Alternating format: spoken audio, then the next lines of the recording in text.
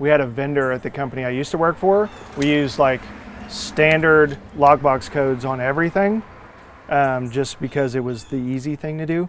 And you know, we would have 40 to 50 active projects at any given time. Some very terrible vendor like figured out that it was the same code on all the active projects and went and stole like, I think it was like 17 hot water heaters before we figured out who it was. It's like sell an $850 hot water heater for $8 worth of copper. That hurts even worse. It's like, dude, I would have given you $8.